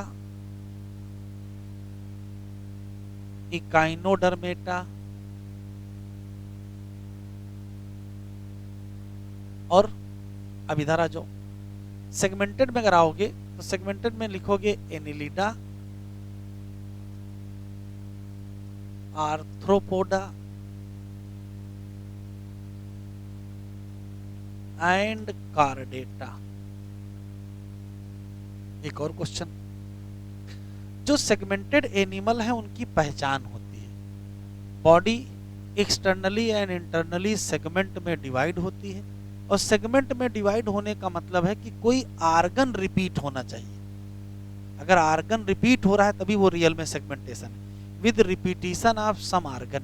तो यदि एक्सटर्नल इंटरनल सेगमेंटेशन हो और कुछ आर्गन का रिपीटिशन हो तो ऐसे सेगमेंटेशन को कहते हैं मेटामेरिक सेगमेंटेशन। और जितने सेगमेंट होते हैं उन सबको मेटामर कहते हैं। फिर से बोल देते हैं, सेगमेंटेशन का मतलब है बॉडी एक्सटर्नली और इंटरनली सेगमेंट में डिवाइड हो और साथ में आर्गन का रिपीटिशन हो, तो ऐसी परिस्थिति को कहते हैं मेटामेरिक सेगमेंटेशन, और सेगमेंट को कहते हैं मेटामर। तो इन सब में क्या पाया जाएगा, तो इन सब में पाया जाता है metameric segmentation.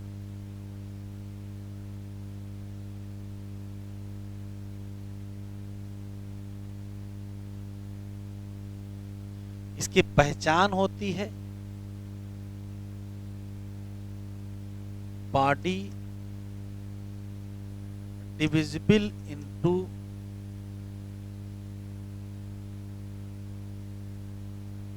External and internal segment and repetition.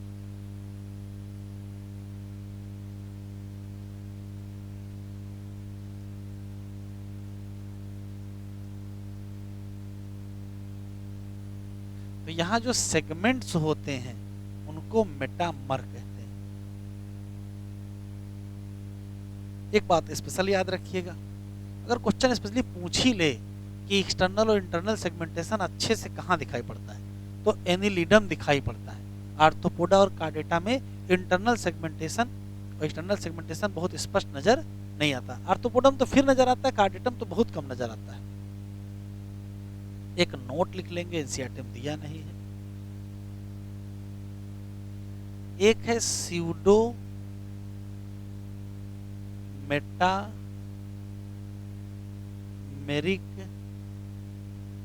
Segmentation, ये पाया जाता है टीनिया में, जो कि एक टेप वर्म है। टेप वर्म टीनिया सोलियम में स्यूडो मेटामेरिक सेगमेंटेशन होता है। आखिरी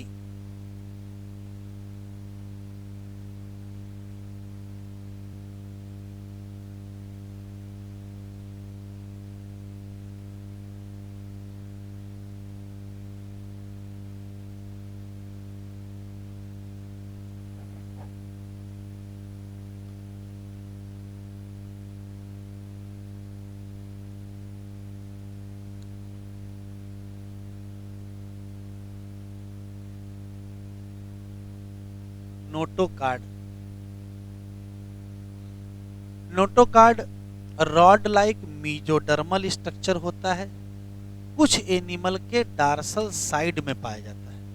ऐसे एनिमल जिनमें नोटोकार्ड होगा उनको कार्डेट कहोगे, और जिनमें नहीं होगा उनको नॉन कार्डेट कहेंगे। बाकी आगे इसको जो हम कार्डेटा पढ़ेंगे तो वहां डिटेल पढ़ेंगे। तो क्या है ये? Rod like mesodermal structure present dorsal side of body। यदि नोटोकार्ड एब्सेंट हो गया तो क्या कहोगे?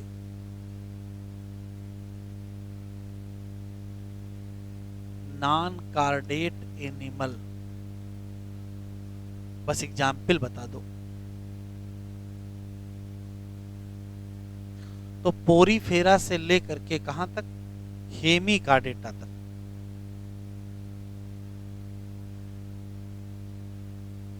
पोरीफेरा टू इकाइनो, ये एनसीईआरटी में लिखा है, लेकिन एक और बढ़ा लेना है।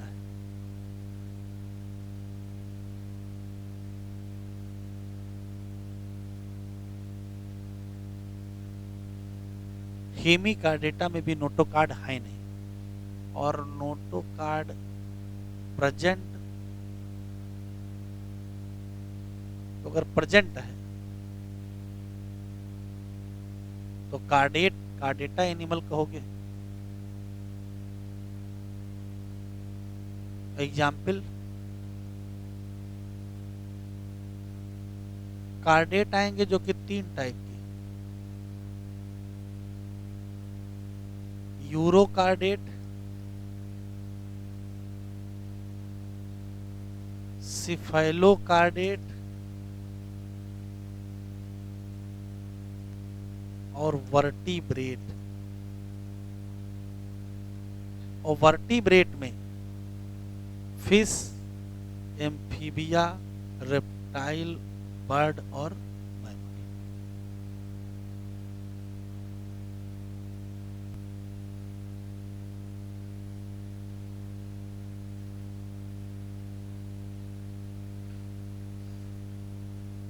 कुछ एनिमल में बॉडी एक्सटर्नली और इंटरनली डिवाइड होती है सेगमेंट में, और साथ में रिपीटिशन होता है कुछ आर्गन का। जैसे सिर्फ देखो अर्थवर्म दिया है, लेकिन सिर्फ अर्थवर्म है नहीं। सिर्फ अर्थवर्म तब मानोगे जब एक्सटर्नल और इंटरनल दोनों होगा, क्योंकि आर्थ्रोपोडा और कार्डेटा में भी सेगमेंटेशन है, लेकिन उतना बढ़िया नहीं जैसा अर्थवर्म में है। Body shows this pattern is called segmentation, और एगमेंट फिनोमेना को मेटामेरिज्म कहेंगे, और सेगमेंट को मेटामर कहेंगे। खत्म। नोटोकार्ड मीजोडर्म से बनी है, रॉड लाइक है, कहाँ है? Dorsal side, during embryonic development in some कियाल सम। ऐसे एनिमल जिसमें नोटोकार्ड होगी उनको कार्डेट कहोगे, और जिनमें नहीं होगी उनको क्या कहोगे? नॉन कार्डेट। पोरीफेरा से इकाइनोडर्मेटा, लेकिन हेमी भी इसी में आएगी। यहाँ से रियल में चैप्टर स्टार्ट होता है, क्लासिफिकेशन ऑफ एनिमल।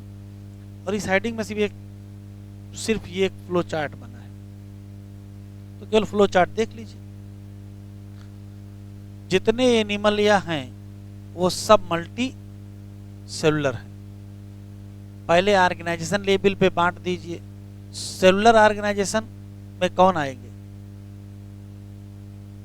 वो मल्टी एसिमेट्रिकल भी होंगे, एसिलोमेट भी होंगे, क्योंकि बॉडी कैविटी कॉन्सेप्ट यहाँ भी नहीं है। लेकिन जिनमें टिश्यू या आर्गन मिलेगा उसमें से रेडियल में कौन आएंगे? सिलेंट्रेटा और टीनोफोरा। बॉडी कैविटी तो यहाँ भी नहीं है, एसिलोमेट में आएंगे। अब जो बाइलेटरल हैं उसमें देखो प्लेटी, हेलमेन, एस्केलमेन सब लिखे हैं, लेकिन यहाँ देखो स्टार लगा हुआ है। ध्यान से सुनिएगा। बाइलेटरल में जो एसिलोमेट है वो प्लेटी है, बाइलेटरल में जो स्यूडो हैं वो एस्केलमेंथ है, और बाइलेटरल में जो सिलोमेट है वो एनलिडा है, आर्थ्रोपोडा है, मोलस्का है, हेमी है, कार्डेटा। इकाइनो में स्टार लगा है, क्यों?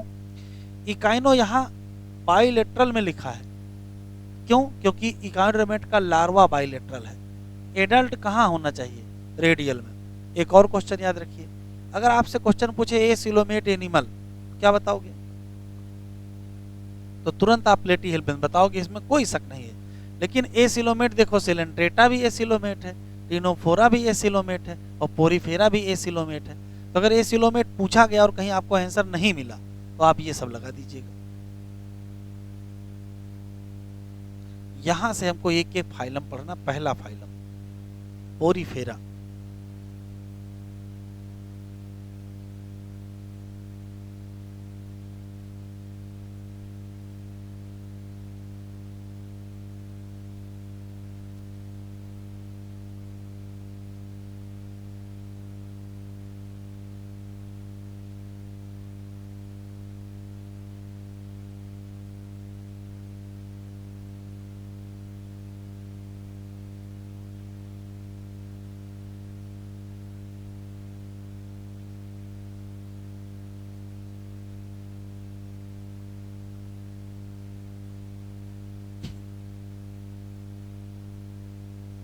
सुनते चलेंगे लिखते चलेंगे। पहला सवाल है कि पोरीफेरा में के जितने भी मेंबर हैं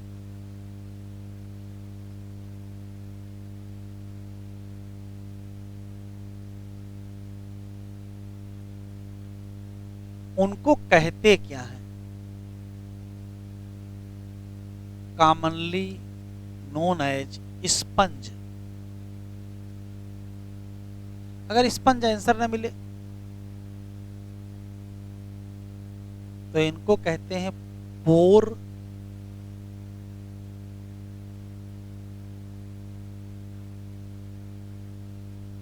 bearing animal.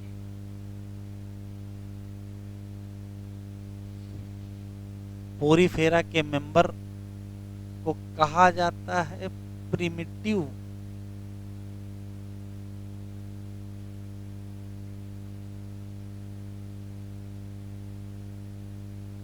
Multi cellular animal.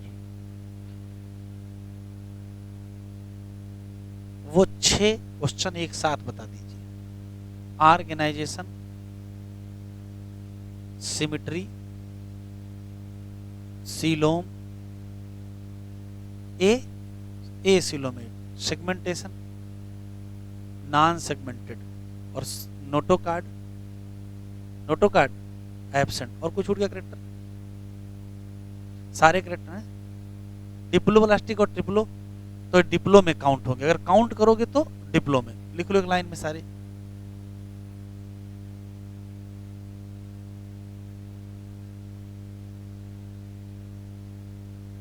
Cellular,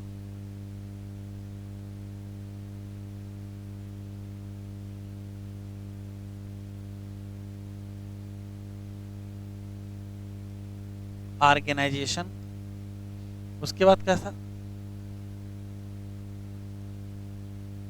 asymmetry,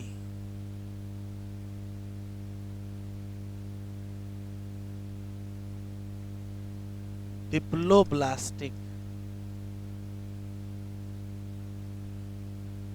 acoelomate, non segmented, non chordate. सब एक साथ लिख गए। हैबिट एंड इनके जितने मेंबर हैं वो मोस्टली मरीन होते हैं। एक्वाटिक तो होंगे ही, एक्वाटिक में मरीन होंगे, और ज्यादातर मरीन मेंबर हैं। केवल 2 लोगों ने फाइलम खराब किया है, एक सिलाज वो स्पॉन्जिला एंड यू स्पॉन्जिला। सिलाजिला नहीं, स्पॉन्जिला और यू स्पॉन्जिला। केवल 2 मेंबर अगर ये ना होते तो ये पूरा का पूरा ग्रुप क्या होता? मरीन वाटर का होता।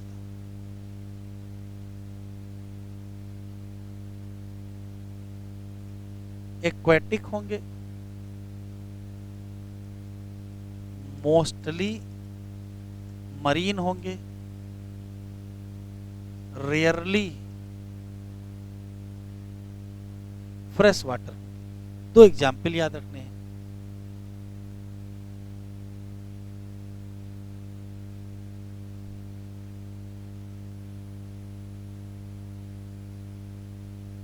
स्पॉन्जिला एंड यू स्पॉन्जिला, ये दोनों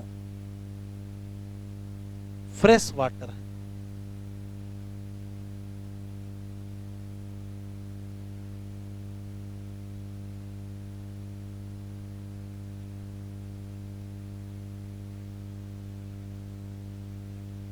स्पंज का पहचान है, स्पंज की पहचान मतलब एक्सक्लूसिव कैरेक्टर है क्या?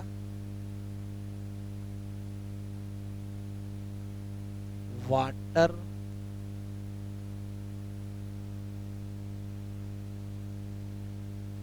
ट्रांसपोर्ट सिस्टम, या इसी का दूसरा नाम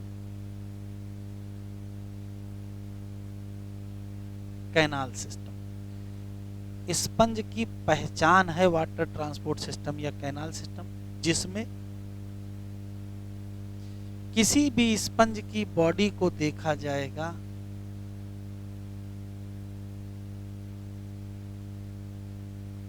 तो स्पंज की बॉडी में बहुत छोटे छोटे छेद पाए जाते हैं, जिनका नाम ऑस्टिया होता है।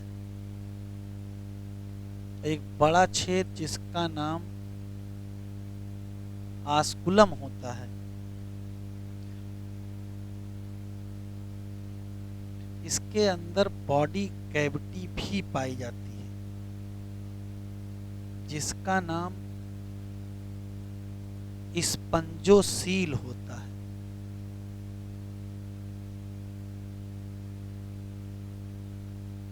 वाटर का जो फ्लो है वो ऐसे है,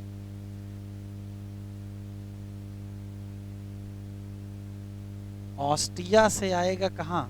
स्पंजोसील, और स्पंजोसील से आस्कुलम से बाहर निकल जाएगा। तो वाटर ट्रांसपोर्ट सिस्टम में फ्लो क्या है?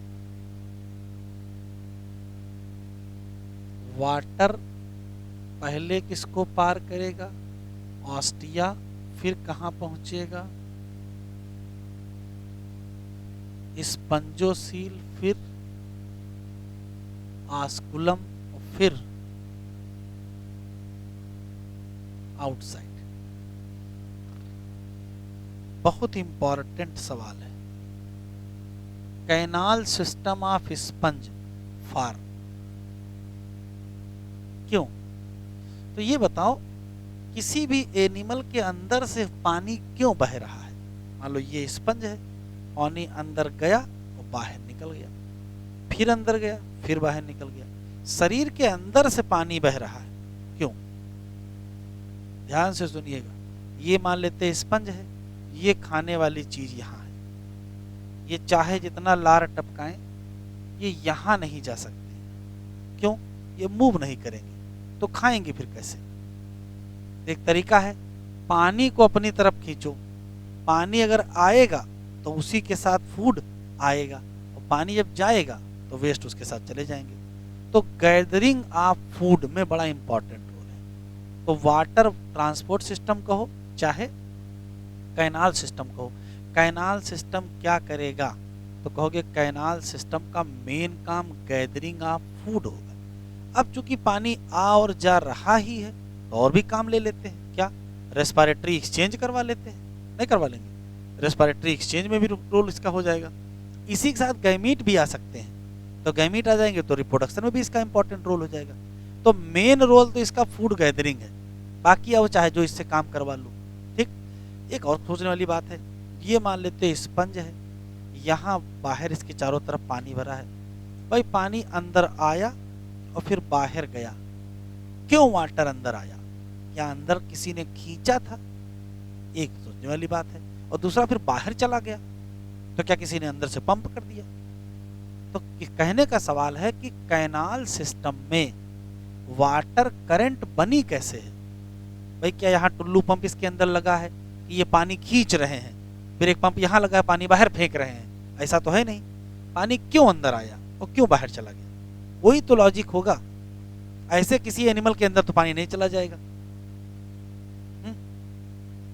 ध्यान से सुनिए, कैनाल सिस्टम में वाटर करंट कैसे मेंटेन है, ये पूछा गया सवाल है, सोचिए।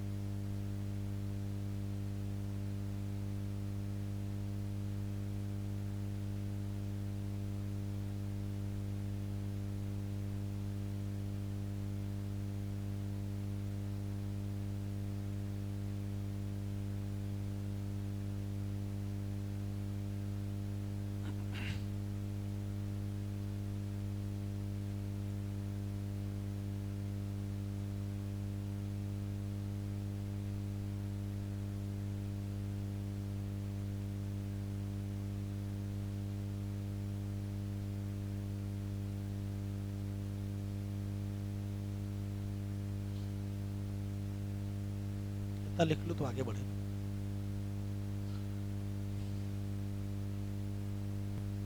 तो देखें, ये है आस्कुलम, ये है स्पंजोसील।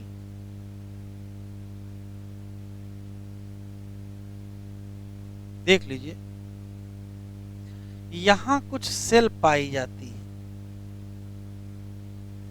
जिनमें लगा होता है फ्लैजिला, जिनका नाम कॉलर सेल है।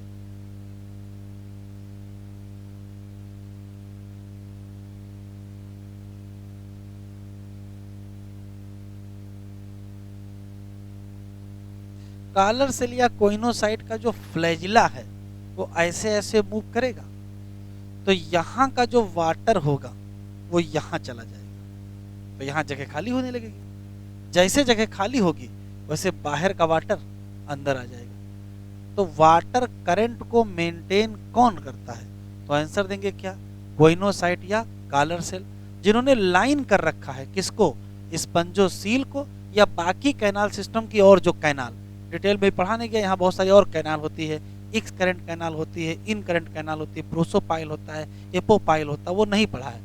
फिर भी स्पंजोसील या कोइनोसाइट, स्पंजोसील की लाइनिंग में कोइनोसाइट या कॉलर सेल जो पाई जाती है वो एक प्रकार की फ्लैजिलेटेड सेल है, और इस फ्लैजिला के मूवमेंट के नाते ही वाटर करंट मेंटेन होता है।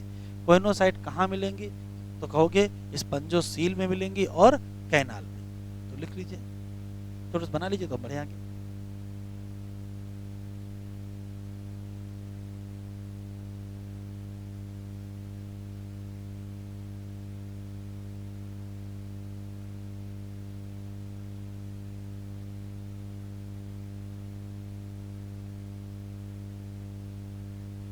बढ़े,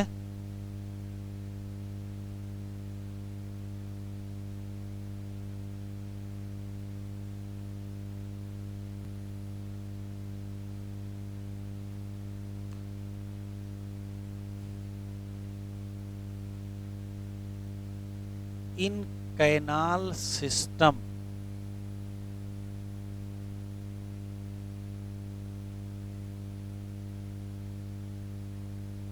water current maintain by choanocyte या कॉलर सेल, ये लाइन करती हैं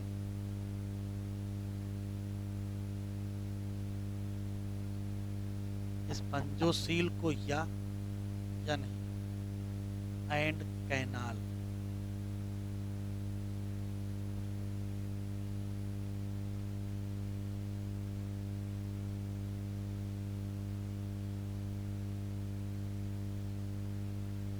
डाइजेशन बहुत इंपॉर्टेंट।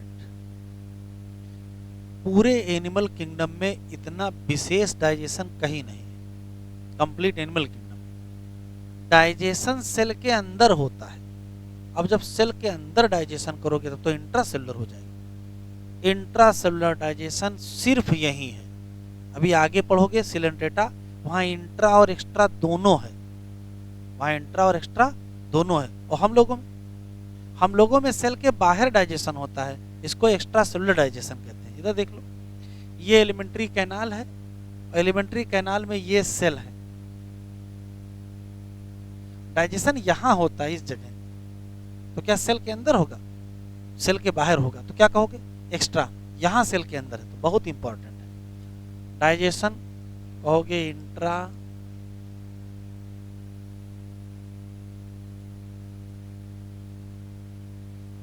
इंट्रासेलुलर डाइजेशन कहां होगा? Inside cell. ये नहीं बताओगे कौन सी सेल? तो यहां दो सेल होती है, एक का नाम है अमीबोसाइट और एक का नाम है कोइनोसाइट।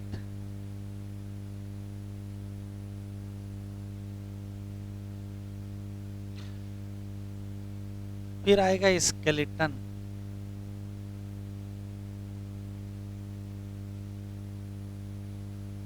बॉडी सपोर्टेड होती है स्केलेटन के द्वारा, जो बना होता है या तो स्पिक्यूल का या तो स्पॉन्जिन फाइबर का। Made up of spicule are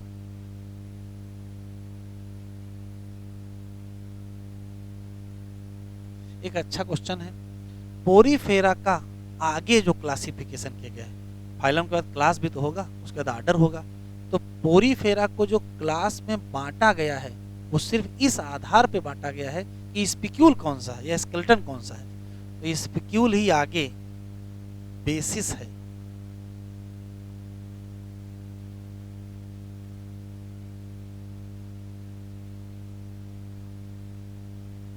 classification.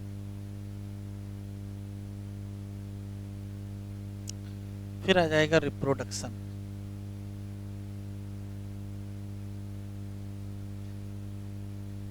किसी भी फाइलम का जब रिप्रोडक्शन पढ़ते हैं तो फिक्स सवालों के जवाब देने होते हैं। सब में एक ही सवाल पूछा जाएगा। पहला सवाल ये है कि बताओ ए सेक्सुअल रिप्रोडक्शन करेंगे कि सेक्सुअल?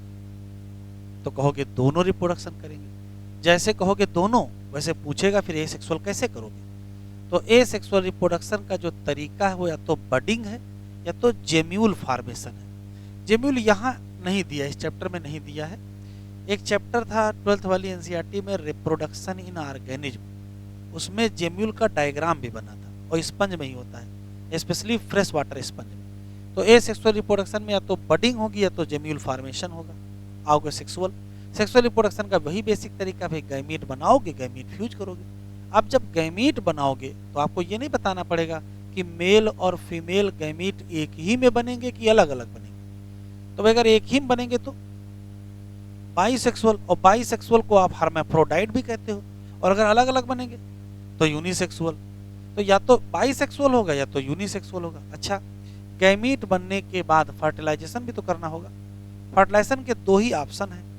पहला ऑप्शन है एनिमल की बॉडी के अंदर कर लो तो इंटरनल फर्टिलाइजेशन, और एनिमल की बॉडी के बाहर कर लो तो एक्सटर्नल फर्टिलाइजेशन। सभी फाइलम में हमको ये क्वेश्चन का जवाब देना पड़ेगा कि एक्सटर्नल है कि इंटरनल है। फिर अच्छा चलो फर्टिलाइजेशन हो गया तो जाइगोट बन गया। जाइगोट के बाद जब डेवलपमेंट होगा तो अगर लार्वा बना या तो लार्वा नहीं बना, दो ही ऑप्शन है। अगर लार्वा नहीं बना तो कहोगे डायरेक्ट डेवलपमेंट, और लार्वा बन गया तो indirect.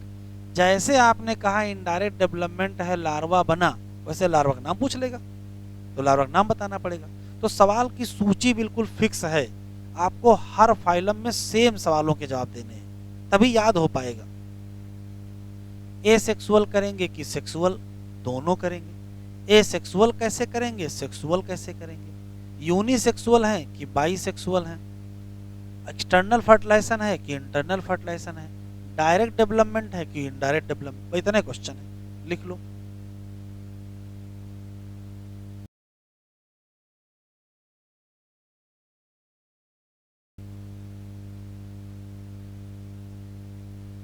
A sexual and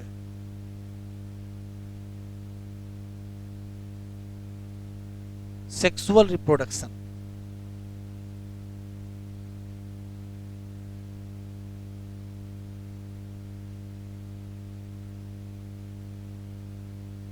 A sexual कैसे करेंगे?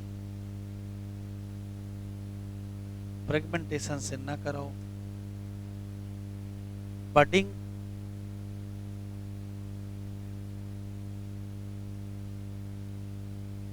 And gemmule formation,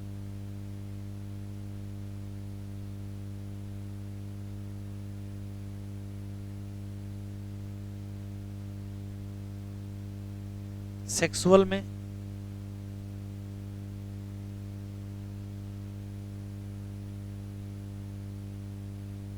gamete formation and fusion,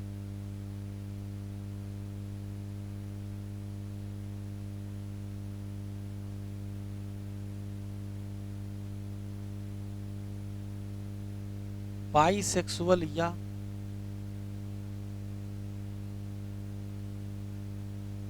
hermaphrodite animal, मतलब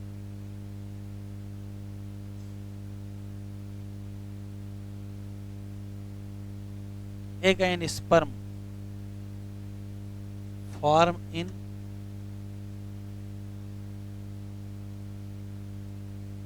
सेम एनिमल, इंटरनल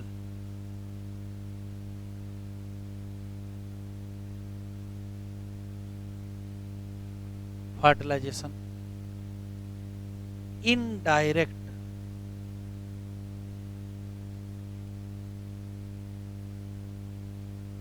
डेवलपमेंट, मतलब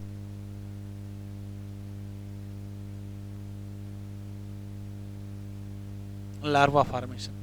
बस लार्वा क्या है, एडल्ट से अलग है।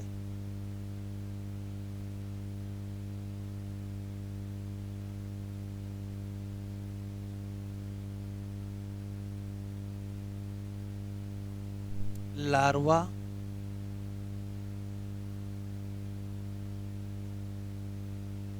मॉर्फोलॉजिकली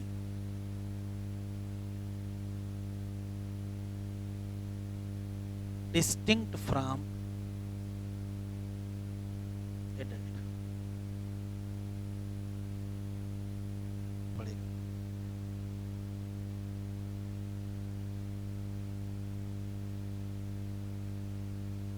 लिख लो फ्रेगमेंटेशन भी,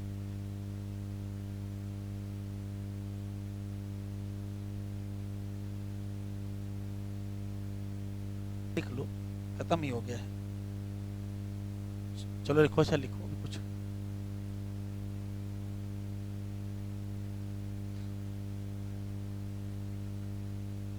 ल्यूकोसोलिनिया एंजियाटिव नहीं दिया है लेकिन होना चाहिए। साइकॉन जिसको स्काइफा कहते हैं, स्पॉन्जिला, स्पॉन्जिला और यू स्पंजिला दोनों फ्रेश वाटर स्पंज है, और स्पंजिया, स्पंजिया को ही यू स्पंजिया भी कहते हैं, उसी को बाथ स्पंज। तो क्या मतलब उसको देखते ही नहाने का मन करने लगता है? हाँ? क्या है वास्तुस, उसको बाथ स्पंज क्यों कहते हैं? साबुन के तरीके से काम आता है, जिसमें साबुन रखा जाता है। Very good.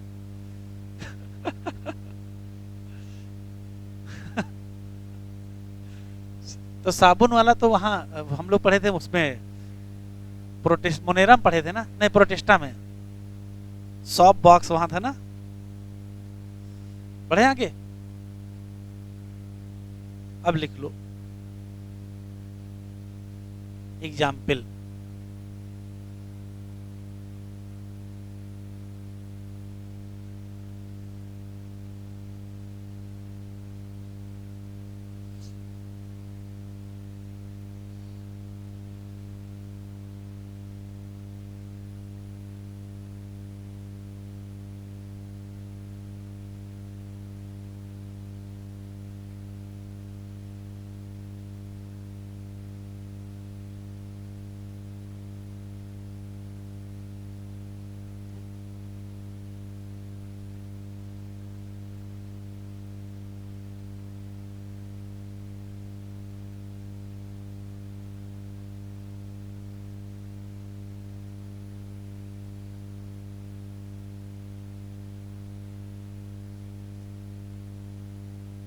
Bath sponge.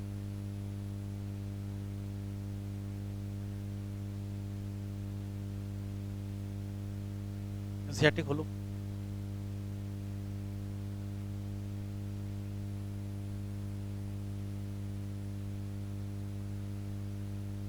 तो कभी नहर में भैंस नहलाते हुए देखे हो? ओली ओली में नहलाई जाती है?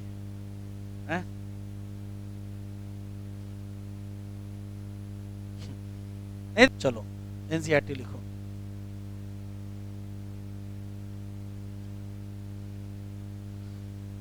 Member of phylum commonly known as sponge, marine होंगे, मोस्टली एसिमेट्रिकल होंगे, प्रिमिटिव मल्टी सेलुलर हैं, सेलुलर लेवल ऑर्गेनाइजेशन है।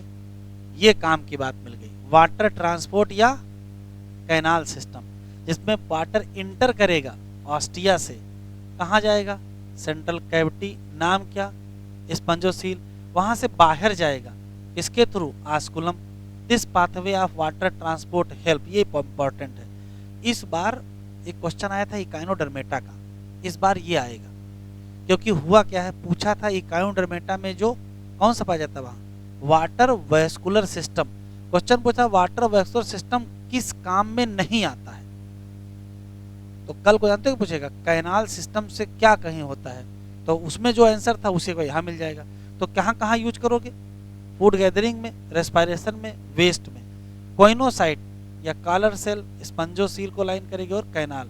डाइजेशन कैसा? बहुत इंपॉर्टेंट, और कहीं लिखा ही नहीं, यही लिखा केवल। बॉडी सपोर्टेड बाय स्केलेटन, किसका? स्पिक्यू या स्पॉन्जिन फाइबर। हाँ, सेक्सेज नॉट सेपरेट, मतलब हर्मेफ्रोडाइट। एग और sperm produce in same. Sponge reproduce asexually by fragmentation और sexually by formation of gamete. Fertilisation क्या लिखा है? अभी जानते हो बहुत आसान इससे लग रहा है, अभी एक फाइलम में सामने इंटरनल लिखा है, अभी इतनी बार इंटरनल इंटरनल एक्सटर्नल होगा और इतनी बार डायरेक्ट इनडायरेक्ट होगा कि आखिर में सब मिल जाएंगे कि किसका एक्सटर्नल है और किसका इंटरनल है। Larval stage morphologically distinct from adult. पूरे एनिमल किंगडम में ये लाइन किसी और फाइलम में नहीं लिखी है, जो कहीं नहीं लिखी है वो पेपर में लिखी मिलेगी, जान लीजिए। डायग्राम दूर से पहचानेंगे, ये क्या है? साइकॉन है। ये क्या है? यूस्पंजिया। और ये क्या है? स्पॉन्जिला। ठीक है, ये पहचान लीजिएगा। ये आंख नहीं है भैया, आंख कहां से आ जाएगी? अभी सेल का स्ट्रक्चर है, तुम आंख बनाए दे रहे हो। सोचो, दिमाग लगाओ।